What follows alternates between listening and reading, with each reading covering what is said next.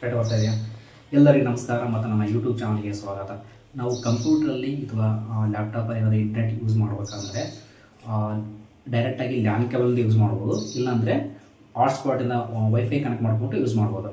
Hotspot use ಮಾಡಲಿಕ್ಕೆ ಏನಾದವು fibre ಹಾಕ್ಕೊಂಬಿಟ್ಟು ಆ ರೌಟ್ರಿಂದ ಹಾಟ್ಸ್ಪಾಟ್ ಆನ್ ಮಾಡ್ಕೊಂಬಿಟ್ಟು ವೈಫೈ ಯೂಸ್ ಮಾಡ್ಬೋದು, ಇಲ್ಲ ಮೊಬೈಲ್ ಹಾಟ್ಸ್ಪಾಟ್ ಆನ್ ಮಾಡ್ಕೊಂಬಿಟ್ಟು ವೈಫೈ ಯೂಸ್ ಮಾಡ್ಬೋದು, ಇಲ್ಲಾಂದರೆ ಯಾವುದಾದ್ರೂ ಒಂದು ಡಾಂಗಲ್ ಅಥವಾ ಡಾಟಾ ಕಾರ್ಡ್ ತೊಗೊಂಬಿಟ್ಟು ಅದರಿಂದ ಯೂಸ್ ಮಾಡ್ಬೋದು. ನಾನಿವತ್ತು ಈ ವಿಡಿಯೋದಲ್ಲಿ ಈ ಡಾಂಗಲ್ನ ಹೊಸ ಬಂದಾಗ ಯಾವ ಥರ ಸಿಮ್ ಹಾಕೋಬೇಕು, ಯಾವ ಥರ ಆನ್ ಮಾಡ್ಕೋಬೇಕು ಅಂತ ನಾನು ನಿಮಗೆ ಹೇಳ್ತೀನಿ. ಎಂಡೋರಿ ಸ್ಕಿಪ್ ಮಾಡ್ತೀನಿ, ಈ ವಿಡಿಯೋ ನೋಡಿ. ಈ ಡಾಟಾ ಕಾರ್ಡಲ್ಲಿ ಮತ್ತು ಅಥವಾ ಡಾಂಗಲ್ದಲ್ಲಿ ಬೇರೆ ಬೇರೆ ಇದಾವೆ. ಜಿಯೋ ಡಾಟಾ ಕಾರ್ಡ್ ಇದೆ, ಮತ್ತು ಏರ್ಟೆಲ್ ಡಾಟಾ ಕಾರ್ಡ್ ಇದೆ, ಮತ್ತು ಯೂನಿವರ್ಸಲ್ ಡಾಟಾ ಕಾರ್ಡ್ ಇದಾವೆ. ಸೊ ಏರ್ಟೆಲ್ ಇದ್ದರೆ ಏರ್ಟೆಲ್ ಸಿಮ್ ಯೂಸ್ ಮಾಡೋಕ್ಕೂ, ಜಿಯೋದಿದ್ದರೆ ಜಿಯೋ ಸಿಮ್ ಯೂಸ್ ಮಾಡೋಕ್ಕೂ, ಸೊ ಯೂನಿವರ್ಸಲ್ ಇದ್ದರೆ ನಾವು ಯಾವ ಸಿಮ್ ಬೇಕಾದರೂ ಹಾಕೋಬೋದು. ನಾನಿಲ್ಲಿ ಏರ್ಟೆಲ್ ಮೈ ವೈಫೈ ಅಂತ ಹೇಳ್ಬಿಟ್ಟು ಆರ್ಡರ್ ಮಾಡಿದ್ದೆ. ಸೊ ಬಂದಿದೆ, ಒಳಗಡೆ ಏನಿದೆ ಅಂದ್ಬಿಟ್ಟು ನಾವು ಬಾಕ್ಸ್ ಓಪನ್ ಮಾಡಿ ನೋಡೋಣ.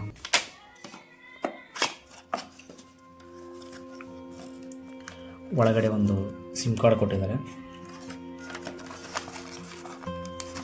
ನಿಧಾನಕ್ಕೆ ಇದು ಬ್ಯಾಟ್ರಿ ಕೊಟ್ಟಿದ್ದಾರೆ. ಸ್ವಲ್ಪ ಬ್ಯಾಟ್ರಿ ಇಲ್ಲ, ಇದೇ ಡಾಟಾ ಕಾರ್ಡು. ಕೇಬಲ್ ಕೊಟ್ಟಿದ್ದಾರೆ, ಹೊಸ ಬ್ಯಾಟ್ರಿ ಇದೆ. ಸೊ ಇದು ಮ್ಯಾನ್ಯಲ್ ಇದೆ, ಯಾವ ಥರ ಯೂಸ್ ಮಾಡ್ಬೇಕಂತ ಹೇಳ್ಬಿಟ್ಟು ಮ್ಯಾನ್ಯಲ್ ಕೊಟ್ಟಿದ್ದಾನೆ. ಇದು ನಾವು ನಿಧಾನಕ್ಕೆ ಓಪನ್ ಮಾಡಬೇಕೀಗ. ಓಪನ್ ಕೊಟ್ಟಿದ್ದಾನೆ, ನೋಡೋಣ. ಇಲ್ಲಿದೆ ಓಪನ್.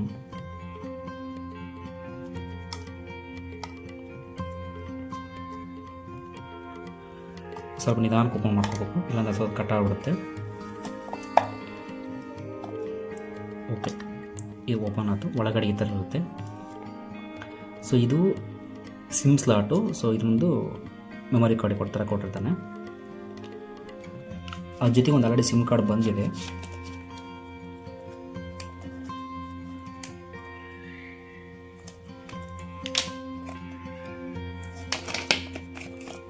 ಸೊ ಈ ಸಿಮ್ ಕಾರ್ಡು ನಮ್ಮ ಸ್ಲಾಟ್ ಯಾವ್ದು ಬೇಕೋ ಆ ಥರ ನಾವು ಓಪನ್ ಮಾಡ್ಕೋಬೇಕು.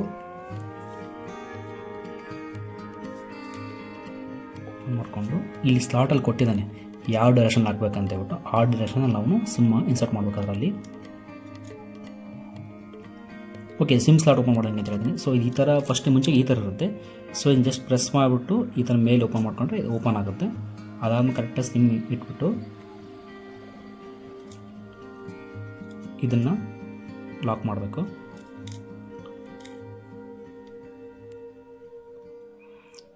ಲಾಕ್ ಮಾಡಿಬಿಟ್ಟು ಇದನ್ನು ಮೂವ್ ಮಾಡಬೇಕು. ಆ್ಯಕ್ಚುಲಿ ಇದನ್ನು ಮೂವ್ ಮಾಡಿದರೆ ಈ ಥರ ಒಳಗಡೆ ಸಿಮ್ ಲಾಕ್ ಆಗಿಬಿಟ್ಟು ಕರೆಕ್ಟಾಗಿ ಕೊಡುತ್ತೆ. ಸೊ ಅದಾದಮೇಲೆ ನಾವು ಬ್ಯಾಟ್ರಿ ಓಪನ್ ಮಾಡ್ಕೋಬೇಕು. ಸೊ ಬ್ಯಾಟ್ರಿ ನೀಟಾಗಿ ಪ್ಯಾಕ್ ಮಾಡಿಕೊಟ್ಟಿದ್ದಾರೆ. ಸುಮ್ಮನೆ ಬ್ಯಾಟ್ರಿ ಹೆಂಗೆ ಬಂದು ಹಿಡ್ಕೋಬಾರ್ದು. ಸೊ ಇಲ್ಲಿ ನಮಗೆ ಇಲ್ಲಿ ಡೈರೆಕ್ಷನ್ ಕೊಟ್ಟಿದ್ದಾನೆ. ಸೊ ಇಲ್ಲಿ ನಾವು ಇನ್ನು ಕನೆಕ್ಟ್ ಮಾಡ್ಕೊಬಿಟ್ಟು ಇಲ್ಲಿ ನೀಟಾಗಿ ಕುದಿಸ್ಬಿಟ್ಟು ಕೂದ್ಮೇಲೆ ನೀಟಾಗಿ ಜಸ್ಟ್ ಒಂದು ಸರಿ ಆನ್ ಮಾಡಿ ನೋಡೋಣ ಆನ್ ಆಗುತ್ತಾ ಅಂತ.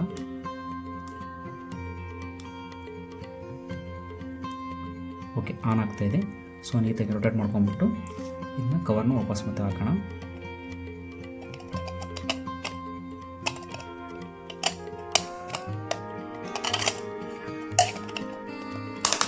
ಸೊ ಈ ಥರ ಕವರ್ ನೀಟಾಗಿ ಹೋದಾಗ ಒಂದು ಸೌಂಡ್ ಬರುತ್ತೆ. ನೀವು ಕೇಳ್ಕೊಂಡ್ರಲ್ಲ ಸೌಂಡ್, ಟಿಕ್ ಟಿಕ್ ಅಂತ ಹೇಳ್ಬಿಟ್ಟು.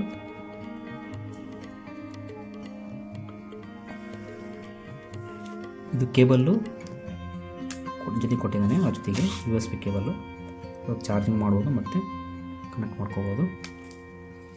ಈ ಡಾಂಗಲ್ ಜೊತೆಗೆ ಒಂದು ಮೆನು ಕೊಟ್ಟಿರ್ತಾನೆ. ಆ ಮೆನುಲಿ ಏನೇನೆಂದರೆ, ಆ ಮೆನು ಪ್ರಕಾರ ಟೋಟಲ್ 4 LED ಇರುತ್ತೆ. ಮೊದಲನೇದು ನೆಟ್ವರ್ಕ್ ಇಂಡಿಕೇಟ್ರು, ಅಂದರೆ ನೆಟ್ವರ್ಕ್ ಚೆನ್ನಾಗಿದೆನಾ ಇಲ್ಲ ಅಂತ ಹೇಳ್ಬಿಟ್ಟು.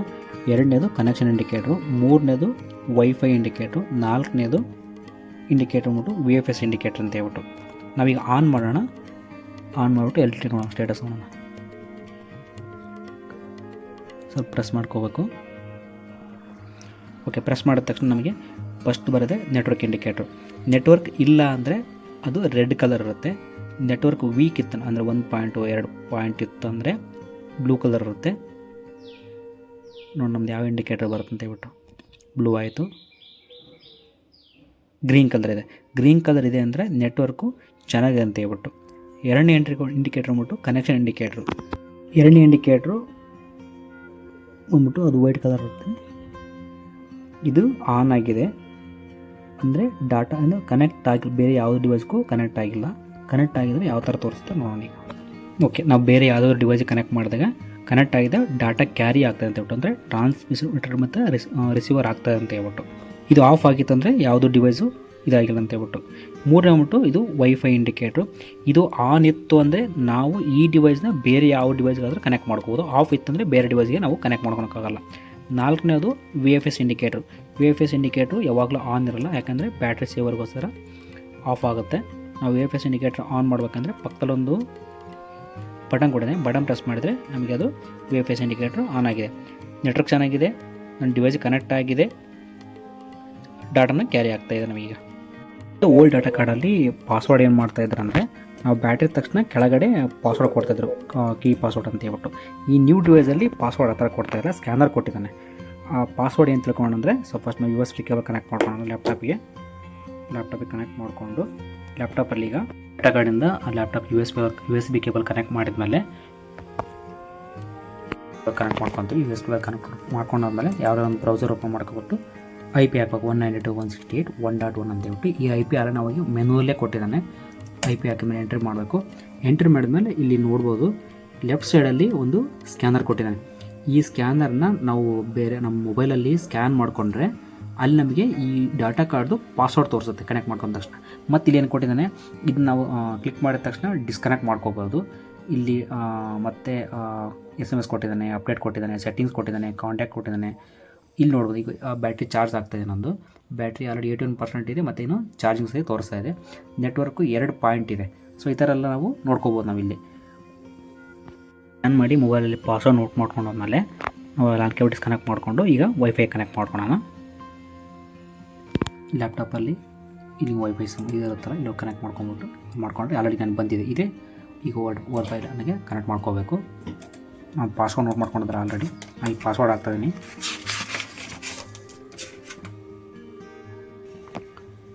ಕನೆಕ್ಟ್ ಕೊಟ್ಟಾದ್ಮೇಲೆ ಈ ಕನೆಕ್ಟೆಡ್ ಅಂತ ಬರುತ್ತೆ ಇಲ್ಲಿ. ಆಮೇಲೆ ಸಿಂಬಲ್ ಇಲ್ಲಿ ಈ ಥರ ವೈಫೈ ಸಿಂಬಲ್ ಬಂದಿರುತ್ತೆ.